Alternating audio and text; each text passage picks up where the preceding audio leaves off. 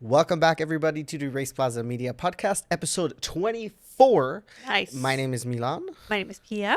And today we have a lot to talk about, so Yes. we're going to get right into it Oof. because we did our homework. We watched a lot of racing today. A crazy amount of racing. Yes. I'm a little tired, but let's talk about it because there's lots of different things to talk about. Yeah.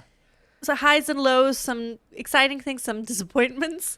But we'll get to that. We'll get into Yes. that. Okay, so we're going to start off, of course, with the Formula One race Yes. in Monza. The ItalianGP finally happened. Monza probably being my favorite track on the circus. I mean, it's such a classic It's track. It's iconic. Yeah, it's Monza. it's incredibly iconic. Even I have, quote unquote, driven on it in two different types of video games. Very old school F1, early 2000s. Yeah, like 2002 or something like that. Yeah. And then also on iRacing. I think I've been on Monza once. Yeah, and I'm pretty sure maybe GT7 as well. Maybe. So I'm also familiar with the Monza track. I hate the first chicane. Yeah. I'm sure not everybody loves that one. Yeah. But it's such a fast track. Yeah. And it's also so exciting. And I felt like this time I really noticed how fast it was. I don't know why, but I feel like this season of motorsports, I'm becoming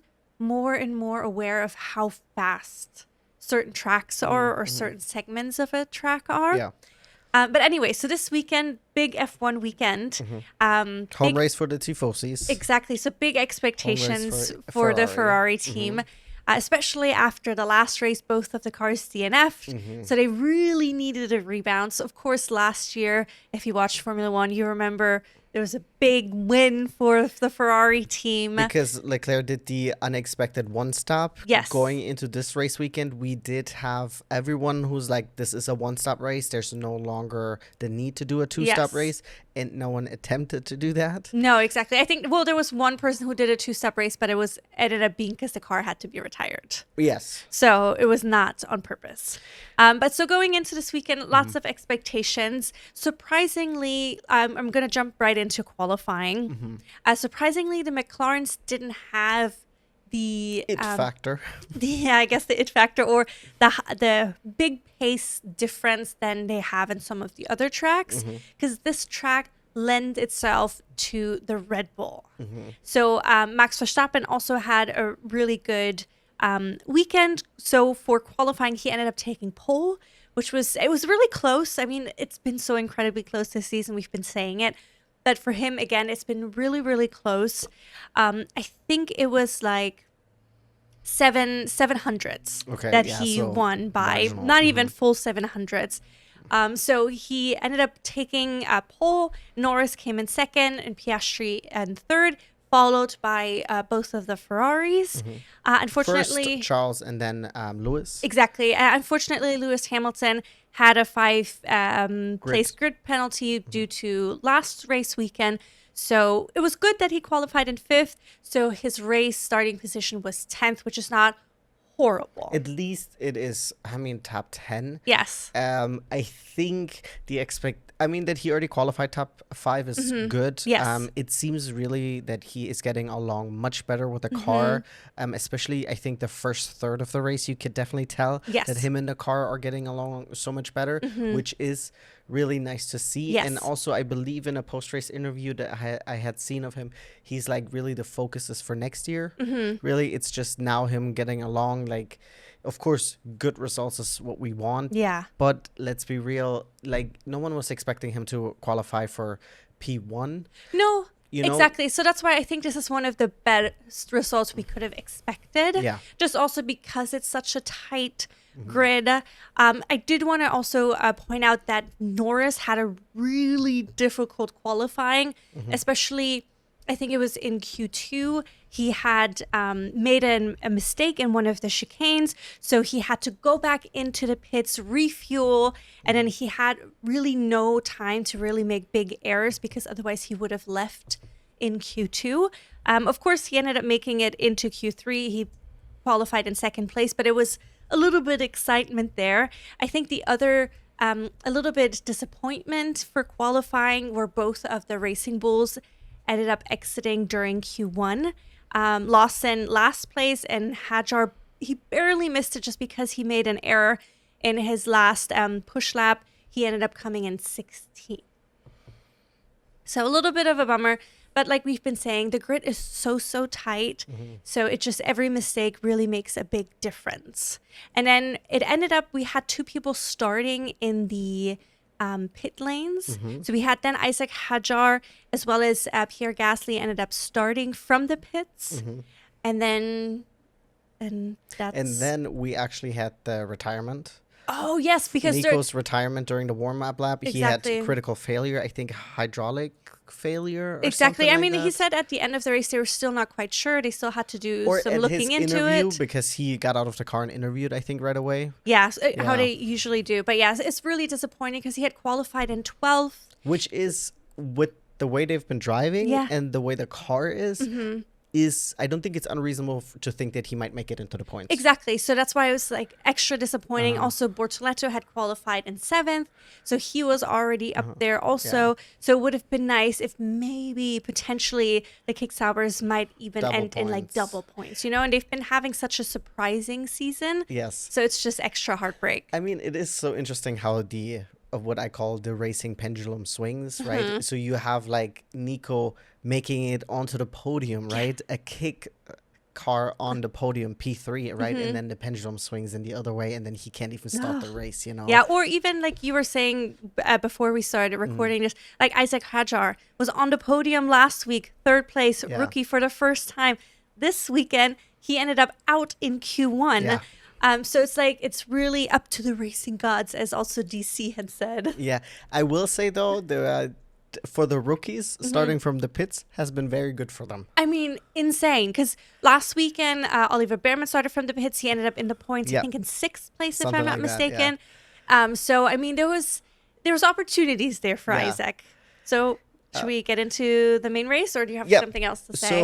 So starting the race, I think actually everyone up until Carlos Sainz started on the medium tire, including Carlos, and then behind him was directly Albon, and he was on the hards, and then a lot of people more in the back rows started on their hards, obviously trying to offset strategy to potentially, gain some positions due to strategy. I will say... And I think Liam Lawson was on the soft. Exactly, that's what I was going to say. Oh, sorry. How dare you? I'm just so sorry. That is unbelievable. Yeah, Liam was the only one who was with the strategy, I'm going to do softs first. I mean, because they also had nothing to lose. He literally started in last position ahead of the 2 people, of course, coming from the pit lane. So might as well try something different. Everyone was saying, like, in Monza specifically, like, the first couple of laps are the ones that are the most important, because this is when, obviously, the grid is still together and you're able to possibly gain the most amount of positions. And that was kind of true. If you looked at the race, the most amount of action really happened at the beginning. Yeah. And then for Liam, it really worked out. Him and Hamilton had the best start out of everyone. Both of them gained 3 positions. So the soft tire definitely did something for him. He unfortunately later had an incident with Yuki on track that, at least for Yuki, caused damage. I don't know about Liam. He didn't say anything in the post-race interview that we watched. But it is this thing where sometimes it's, I don't want to say it's difficult to defend him, but it's always him who usually tends to get... He's always caught up in the sauce on either end of it. Yeah. But he tends to get involved on the track with somebody. Yeah. And I think it's at least it comes across as if it's rubbing people the wrong way. You know what? I'm going to say something about that a little bit later when we're getting into a different topic that is probably the big topic this weekend. Yeah. But yeah, it seems like he does tend to be in incidences, regardless of whether or not regardless of whether it is his fault. I'm gonna have to look up the F1 grid penalty points. I wonder how many he has. Because I know that he has received a bunch of penalties, but not just because you get a penalty doesn't necessarily mean you get points. You get points. Yeah. No, that makes sense. But so we started off, we had, of course, Max Verstappen on the front row next to Lando Norris, which they they are familiar with each other, especially on the front row. So it was going to be interesting. And right behind Max Verstappen was Lando Norris next to Charles Leclerc. And we had an excellent start. I do. Liam is as of before this weekend, he was in third place with 6 points. Max is leading the charge with 9 points. Then Oliver Behrman in second place with 8. I didn't even realize that Ollie has that many. Yeah. I can't recall right now on top of my head any incidents, but this is like tell me a movie and then I'm like I can't think of a single How movie. many points are they? When do they get a penalty? I thought it's I mean, like when do they have to miss a race? I think it's 11 or 12 or something like that. So no one is right there. Yeah. I think we have 1, 2, 3, 4, 5 drivers that don't have a point. Yeah, and Lewis got 2 points last weekend, I think, for the penalty. Gotcha. Because he was, for a long time, he was on 0. Yeah. Yeah. I believe that.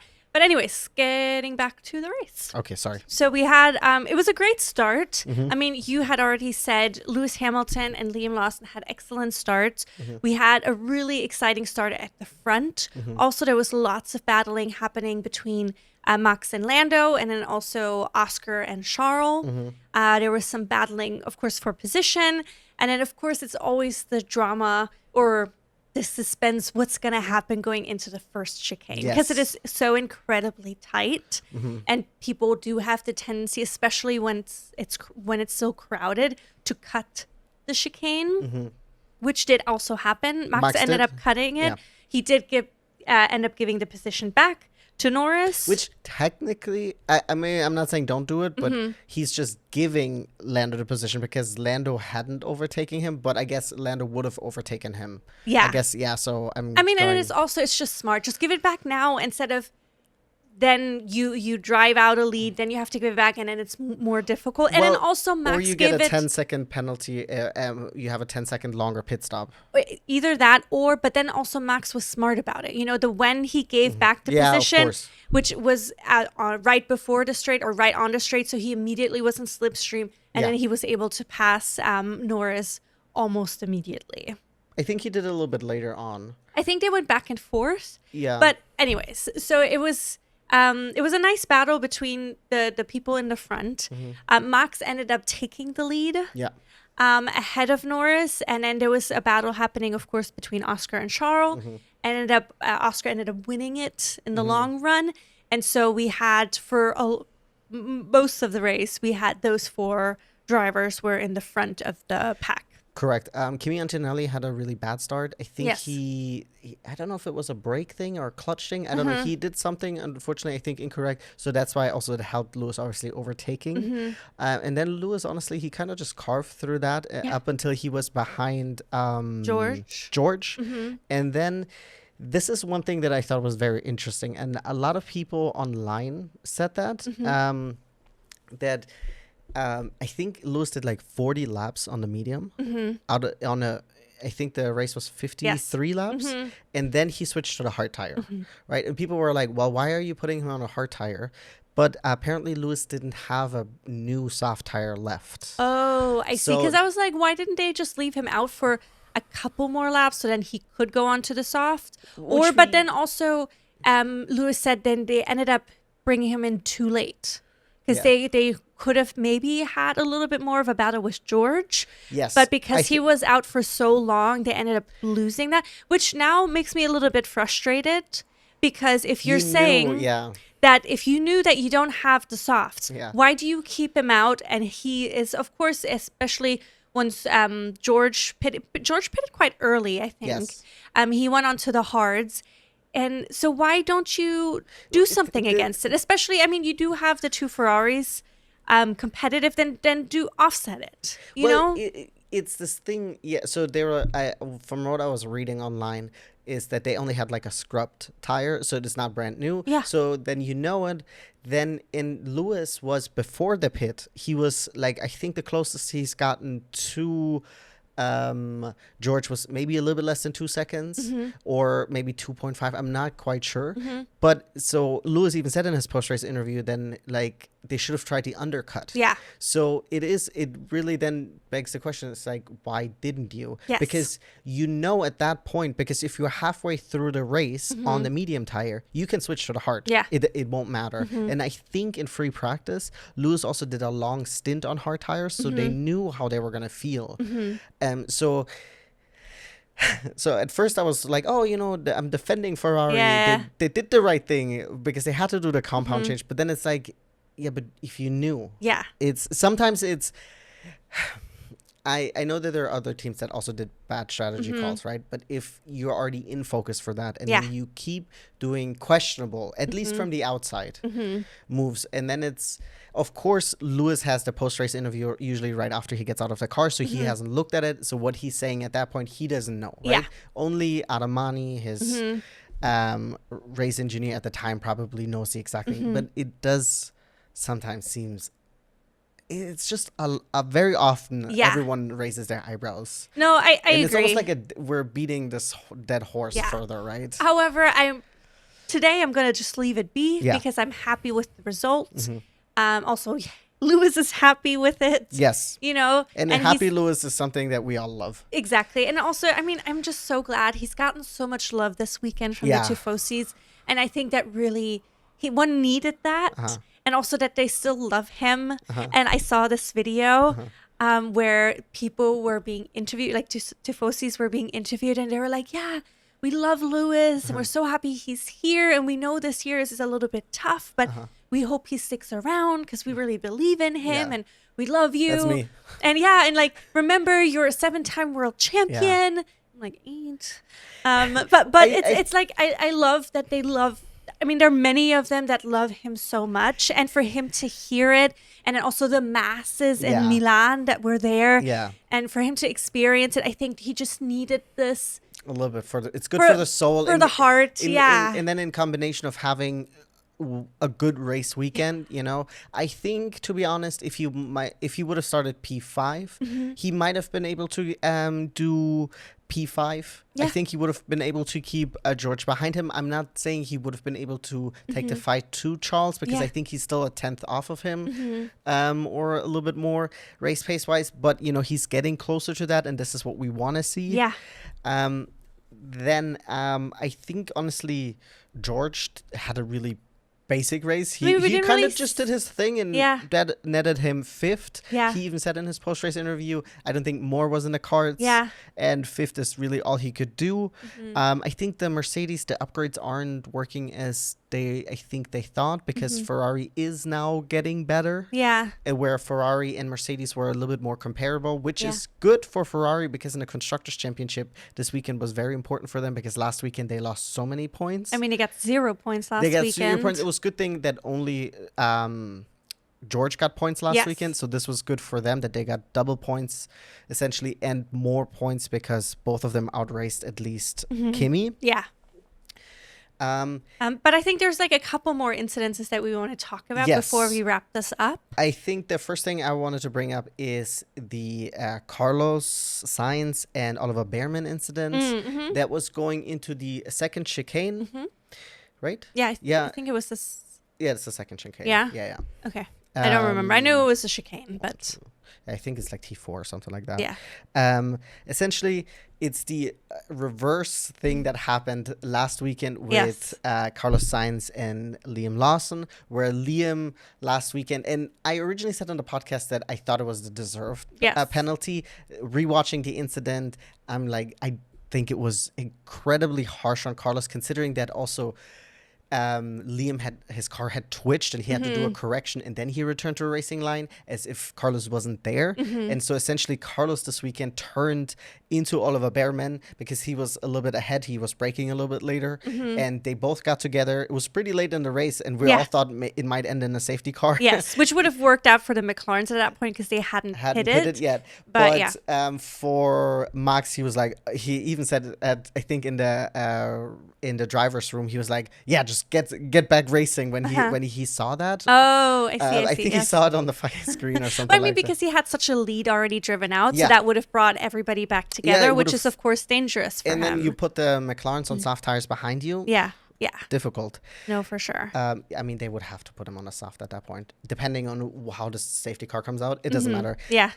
But yeah, Carlos turns to make the chicane, the first left turn, and Oliver Bearman is there. They get together, and then Oliver Bearman ends up getting this 10-second penalty. And I think this incident is really overshadowed what happened later on with McLaren, because this incident is so frustrating, because it is this thing where we're again doing this thing. It's like, if I'm ahead of the apex, I can just treat you as if you weren't there. Yeah. And then either we crash or you yield. And while I don't, by enabling this for years now, we have these situations where Carlos is like, well, last race I got I'm not saying he purposely crashed into him, right? But in the end, it's like, well, I'm not going to yield because I'm in the right. Yeah. You know? Yeah, it's a tricky situation. I know, last week we were both for the penalty. This weekend, I thought Carlos was going to get the penalty. But then, because I'm also like, I'm confused now by the rules a little bit. Like, or how the stewards are. It doesn't seem the right call. It's not the right call it doesn't seem correct. Ollie is there, yeah, right? And just because you're ahead of the apex, doesn't mean that you essentially then just get to pretend that the other person is not there. My issue is also because there's still other track you can drive on. You don't have to. Well, you don't have to stay so tightly on the racing line, because there was more space on the track. Correct. So you could have both. I mean, it would have obviously.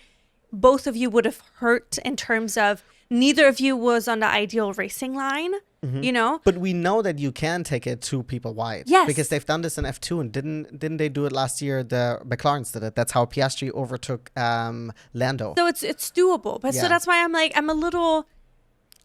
I don't know. I'm a little frustrated with the stewards this season, with some of the calls that they're making. And like, yes, it seems consistent last weekend and this weekend in a way, but it also just doesn't seem the right rule. It doesn't seem like it should be called this way, you know? Yeah, no, I mean, I think they're consistently called. Well, I don't think they're consistent with No, anything they're not. But I just meant consistent with these 2 calls specifically. Yeah, I mean, in a way they are consistent. Because like, if Carlos gets a penalty for that last race, then Ollie has to do it for this race. Yeah. But it is this, it's just nonsense, to be honest. Yeah. There's not much more to say about it. So it's a little annoying. I also just wanted to bring up that unfortunately Alonso had to, he couldn't finish the race because he had a suspension issue. He went over the curb. It was just a little bit too far over, and it damaged the car. And he wasn't even in the gravel. He was just on the curb with the right wheel. Yeah, but it was like the curb has a little dip. Yeah. It goes up and then it has a dip, and I think he landed on it weirdly, and so the car seems so sensitive at times. I think one of the commentators were talking about it. Like, you hit somebody and you're totally fine, but then you just hit the curb wrong and you're like out of the race. So it's very frustrating, especially Alonso had great pace. He was competing. He was competing also for the points. He qualified, P7? Yeah, no, I mean, he was up there. Yeah. So it was a little bit just frustrating. And he was on track and staying in the points because, let's be real, Lance was nowhere near that. And then the great thing, or one of the winners I also want to point out is Isaac Hadjar. He started in the pit lanes, and then all of a sudden he ended up in 10th place. That's how he finished. I mean, he did benefit. No, he didn't benefit. I'm trying to see. No, he did benefit from them crashing together. And Ollie Bearman ended up getting a 10-second penalty. Yes. So that definitely helped him, but he still drove a clean race. We didn't see him much, really, but he did an excellent race. Yeah. Congratulations to Max Verstappen. He ended up winning the race. I mean, he really had a really lonely race in the front, but then... Which I'm sure he was grateful for. I mean, he also said the car felt really nice and he had a really good time driving it, so which is good for him. And you could hear it in his voice over the radio, and also in a post-race interview. It's as much as we also hated on him a little bit last season, I'm a little bit more on the... I like him a little bit more now. Well, I think I was more harsh on him like 2 seasons ago when he was the only one who was winning races. Of course, it was just a little bit boring. But we were like last year. He did have some situations where we are harsh on him. I agree with that. But I feel like I'm seeing more and more humanity in him. I will also say, I think you got his introduction to DTS where they very much made him out to be the villain, right? Oh, for sure. Which it is definitely a choice. I mean, Yes. from what I've heard, right? I've never watched it. But now to the big incident Hang of the on. race. Also really good, of course, Gabriel Bortoleto finishing in 8th, Yes. making it also into the points. Really, really strong race from him. Once again, to have the kick in the points also so frequently. Yeah. And then, so the big incidents was between Lando Norris and Oscar Piastri. There was, throughout the whole race, there was like a 6-second gap from Lando to Max, and then about a 5-6 second gap from Oscar to Lando, Yes. who was racing in P3. And then essentially towards the end, they're asking, hey, Lando, do you want to go onto the softs? And then they're also asking him, hey, how would you feel if Oscar pitted before you to cover off Charles in case of a safety car? Yeah. And he's like, as long as I'm not getting undercut, he doesn't get the undercut on me, Yeah. I'm okay with that, Which is right? completely a fair call. I think that's completely fair, and I also Yes. like the communication of that. And Yes. so Oscar goes into the pit, has an insanely great pit stop, 1.9 seconds. And we've seen a lot of shit pit stops during the race. Yeah. We've had a lot of really poor ones, high 2 seconds, 3s, you know. So it was really, I'm really happy, of course, that McLaren did a good pit stop as expected. But then continue. And then Lando, the following lap, goes into the pit because you didn't have to risk the double stack, even though they had the time. You Yeah. didn't need to do the No. double stack, so why would you? So then Lando goes into the pits, and then McLaren has an unusually bad pit stop. The front Yes. left, it seems like not properly attached, and then the guy who has The gun. the gun, the wheel gun, had to go and do it again. So Yes. his pit stop ended up being like 5.9 seconds. Yeah. So he ends up actually coming out behind Oscar from the pit lane. So then But like a second and something. Like it was not very, it was close. it was close, but so then the team instructions come Yes. that Oscar is supposed to give back the position to Lando. And then also his race engineer was like, hey, last year at the Hungaroring, Lando gave back the position to you. Please return the favor and give back the position. Oscar says on the radio, just because he had a slow pit stop, doesn't seem right, but I'll do it. Yeah. And then so he does it right away. And then also he does it in a way that seems very fair, because Yeah. then that ends up being over a second between them. He doesn't even get DRS off of that. Yeah. And that ended up being the whole conversation afterwards that really overshadowed Yes. the whole weekend. I do want to say also, because then we hear GP on the radio to Max, Yes. just informing him that the McLarens had ended up switching positions again. And you could just hear Max laughing Yes. over the radio, like, oh, because they had a slow pit stop, they ended up switching it again. Yes. Like, I mean, we were talking about it during the race. I was getting a little frustrated about it because I'm like, yes, I hear about the incident from last year, but that was last year. This year is a completely different situation because both of the drivers are literally competing for the driver championship and all the points matter. It was not a driver issue. It was a team issue, which is the reason I think it's sort of okay. I'm still not loving the decision. I think after the post-race interviews and hearing that both of the drivers are more or less content with it, I'm okay with it. I still don't 100% agree with it. Like, yes, obviously it sucks. It's not ideal, but it wasn't on purpose. It's part of racing, you know, and then that's just what it is. I think there might be a smidgen of I prefer Oscar in this, you know, so that's why maybe I am looking more favorably at it in terms of Oscar's view. Like I'm okay with it at this point, but I am going to be very much aware of things going forward, you know, especially this season, because they're so close in the driver championship, that they better treat Oscar right and they make similar calls if needed in the future, you know, so that it truly stays fair. So I think I have like two sides or opinions to that. I understand why people are really like, because from what I've read online, like some people are really upset about it. Kind of like you, they're like, I don't think this is right. You know, this was not Oscar's fault. Yeah. And technically it's also not Lando's fault because he didn't make a mistake, Yeah. right?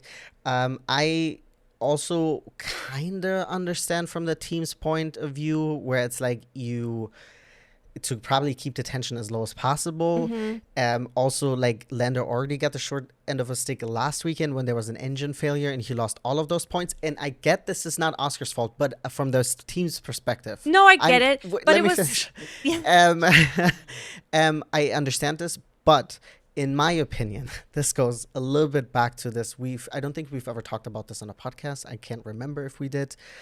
Is that it's this thing about everyone being so passive. And it's like, because the thing about it is, and what people are saying online is like, Max would have never done this. That's what I literally said also when we were watching it. It's like Max would have never done this. And while Max is not the end all be all. No, of course. I mean, I would also wager like somebody like Michael Schumacher, or like there are lots of drivers, Kimi Räikkönen, Valtteri Bottas, like a lot of people I don't think would have like done the switch, because I don't think there's no agreement. It seems so gentleman-y.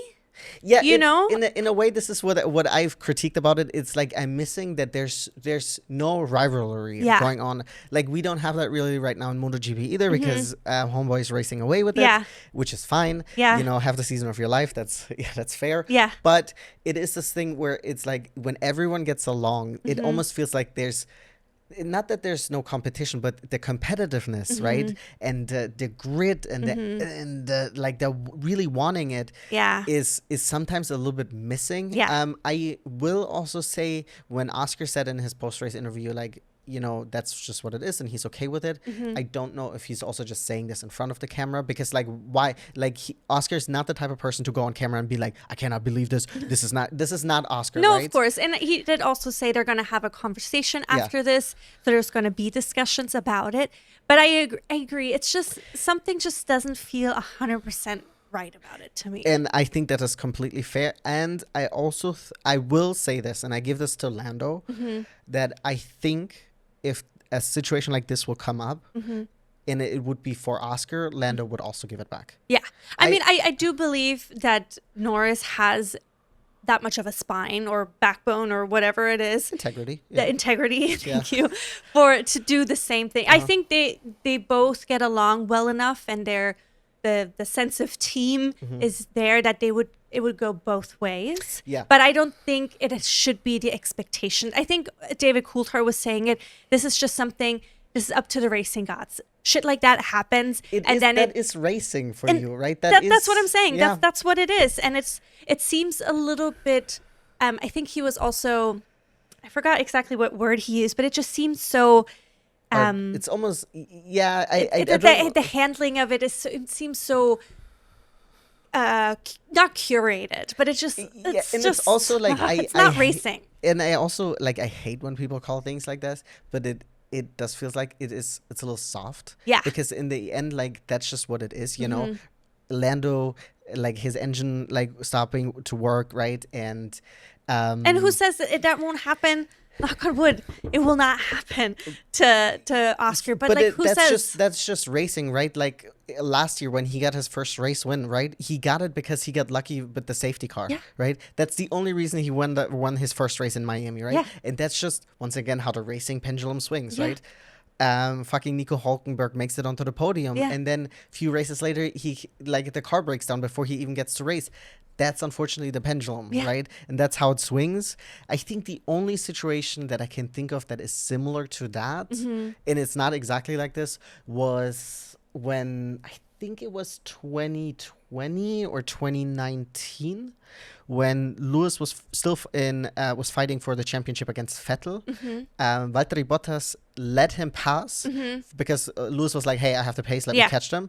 And then he couldn't catch him, and then he gave the position back, even though he was actively still fighting in the championship. Some people might argue Bottas was as well, but Bottas was way too far off in the points. But this was like Lewis just being like, hey, you gave this to me and I'm giving this back. Yeah. This, because it comes from the pit lane, I guess it in a way it is quite different. So I don't know. Yeah, I think it's a different example. But it's just, for me, it's we're missing a little bit the grit and the teeth out. What I was so harsh on Max last year, sometimes the way he was racing, I miss it now. Yeah. Because in a way, him being like hyper aggressive made things more interesting. Yeah. Because Max has this quality that I think that also Michael Schumacher had, where it's like he's such a demon on the track. Yeah. But he is super nice after track. And the thing was, like, once we're on track, you're not my friend anymore. Yeah. You're not, like, I'm racing to win. Yeah. You know? And that's how it should be. I mean, this is the top of the top, and that's what they're racing for, to be literal world champions. Correct. So before we finish the F1 segment, did we want to talk about the Constructors' Championship or the race? The Constructors' Championship, no. Piastri is currently still leading the Driver Championship, currently by 31 points. He was going into the weekend by 34. So now it's 3 points less because he ended up behind Lando. But say whatever you need to say because, yes. So this will probably lift everyone's mood. Okay. So before we have like this 2-week break now, Williams has this year scored more points than they have scored in the last 6 years. Oh, that's so So great. from 2018 to 2024, they scored 84 points. And in 2025, they've already, as of this date today, they've scored 86 points. Oh, so exciting for them. Also, what a testament also to James Vowles, the team principal, what he's done to Williams and for Williams with Williams. Also, like when we hear about, when I was thinking about it this week, the embarrassing leak that happened last year when it was like a 20,000 page Excel sheet and all the information was on one thing, and it's like, and look how far we've come. And of course it helps that you have two excellent drivers in a car, and I know Carlos has been struggling and he's been quite unlucky, but I genuinely believe that next year, kind of like Lewis, he will have it together. Yes. And Albon is doing so fantastic. And it's so exciting to, I think, for all Williams fans, and even if you're not a Williams fan like me, it's genuinely awesome to see. Well, it's also because Williams is such a legendary team. Legacy team too, Legacy team, literally. And it's also, I am waiting for the day, and I'm hoping we get to experience one day that Williams will win a driver championship. A driver championship? Yes. Wow. I mean, that's one car. I didn't even say constructor championship. I thought you were going to say constructors championship because they've won a lot of constructors championships. No, I know. Well, okay, so I'll take either. It's just, for me, it just seems like constructors championship seems, quote unquote, a little bit. Well, but then we also have, was it Jenson Button who won how many races and he won a... Yeah, I know, but I don't know if that's No, of course, it's different. I would love to see a podium for this year because I feel like, I mean, of course, the podium is the first step, and then eventually is a championship. F1 movie over there. No, but yeah, I agree. I mean, it would be lovely to see that. Yes. Soon. I don't know. I mean, I'm planning on living for another 60 years, so they have 60 years. Yeah, I mean, I meant more like I don't know if it would be next regulation change or maybe the one after. Oh, gotcha. Yeah, I mean, I'll take it sooner. Much sooner, you know. I was like, next 10 years. That's how it sounded to me. Sure, I'll take it. But we have a week off now with Formula One before they come back for Baku, a street race. One of the street races that I think is actually quite interesting, or I like I don't know why I like Baku. Baku had last year that really lit. And Oscar won in Baku last year. I don't care about that.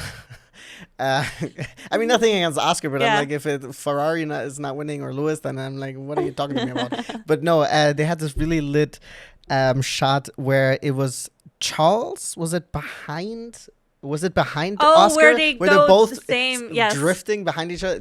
He was behind. Yeah. I just couldn't remember if it was Oscar that was in front of her or was someone else. No, I think it was Oscar. I think it was that, where they were like, exactly the same drifting around the corner a little bit. That was a lit shot. And I think Baku, while I would still prefer to have a track race, I think Baku has a really cool long straight at the end where it's fun. And I love it when they go right by the castle, that little chicane that's so incredibly tight. Yeah.